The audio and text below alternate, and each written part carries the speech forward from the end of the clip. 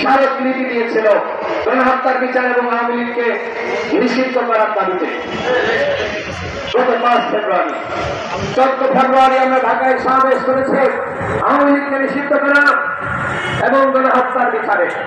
এরপরে আমরা বিভিন্ন থানায় থানায় জেলায় জেলায় গণহত্যার বিচার এবং আওয়ামী লীগকে নিষিদ্ধ করার দাবিতে সমাবেশ করেছি। আমার সামনে সাংবাদিক ভাইয়েরা, আপনারা সাক্ষী, আপনারা আমাদের প্রোগ্রামে এসেছেন, খাবারের দিয়েছেন। প্রধান উপদেষ্টার কাছে আমরা স্মারকলিপি দিয়েছি আওয়ামী লীগকে নিষিদ্ধ করা এবং গণহত্যার বিচার করার জন্য। তিনি সেইটাতে কোনো গুরুত্ব দেন নাই। গতকাল আপনারা দেখেছেন যখন স্বামী রাষ্ট্রপতি আব্দুল হামিদ দেশ ছেড়ে পালিয়েছে, সরকারের গ্রিন সিগন্যাল পাওয়ার, এই গ্রিন সিগন্যাল মানে কি কে দিয়েছে? প্রধান উপদেষ্টার সিগন্যাল ছাড়া কি সে পালাতে পেরেছে? ওই আব্দুল হামিদ কোন জনতম ব্যক্তি না, রাষ্ট্রপতি, 2 রাষ্ট্রপতি, কয়েকবারের দামি এমপি। তারা কি এয়ারপোর্টের লোকজন চেনে না? প্রধান উপদেষ্টা আপনাকে দায় নিতে হবে। আপনার গ্রিন সিগন্যাল পেয়ে এই দামি রাষ্ট্রপতি সে বাংলাদেশ পেয়েছে। আর সহযোগিতা করেছে কে?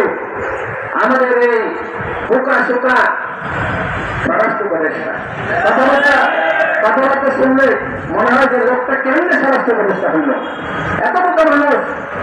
তিনি বলেন যে রেড অ্যালার্ট, রেড নোটিশ জারি করে আব্দুল হামিদকে ফিরিয়ে আনবে। বাবারে এত সস্তা রাজনীতি করেন। ওই উপজেলাদের হাসিনা পালিয়েছে কি দেশে ফিরে আসবে আশায়? ওরা তো জানে দেশে ফিরলে ওদের ফাঁসি হবে।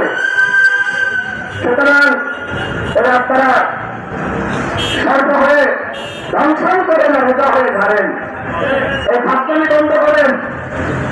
আমরা কি বলেছিলাম? বাংলাদেশের একমাত্র দল হিসেবে গণ অধিকার পরিষদ করেছিল আরো একটা নিষিদ্ধ করতে হবে, বিচার করতে হবে। কিন্তু তোমরা গণহত্যা বিচার নিয়ে তাল বাহানা করেছো। 9 মাস অতিবাহিত হয়েছে, একটি মাত্র ট্রাইব্যুনাল, এই ট্রাইব্যুনাল নিয়ে তোমরা পুটুপুটু খেলেছে গণহত্যার বিচার নিয়ে। একটি ট্রাইব্যুনাল গঠন করে গণহত্যার বিচার করে পুটুপুটু খেলেছে। আমরা বলেছিলাম 10টি ট্রাইব্যুনাল গঠন করলে বিচার করতে সর্বোচ্চ 1 বছর লাগবে। যদি একটির মাধ্যমে আপনি 5 বছরে করেন তাহলে 10টি করলে 4 বছর লাগবে, 1 বছর লাগবে। কথাটা ক্লিয়ার? সেই ক্লিয়ার কথা আমাদের কানের মধ্যে থাকে না। এই কারণে আজকে যখন ওই নারায়ণগঞ্জের জমিদার আইনকে